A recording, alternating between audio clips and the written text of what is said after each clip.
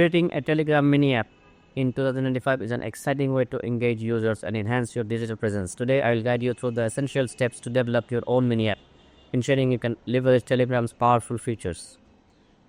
Welcome back to our channel. If you have ever wanted to create an app that integrates seamlessly with Telegram, you're in the right place. In just few minutes, I'll show you how to build your very own Telegram mini app for 2025.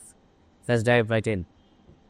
Start by understanding the Telegram mini app API. This is crucial for integrating features like user authentication through the login or login mid-get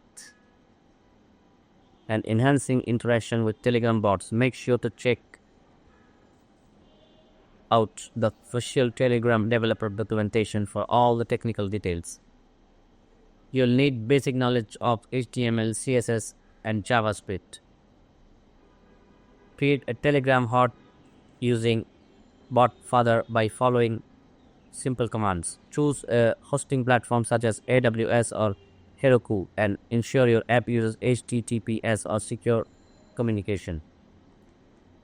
Design the user interface (UI). Keep it simple and responsive following Telegram's Thieves guidelines.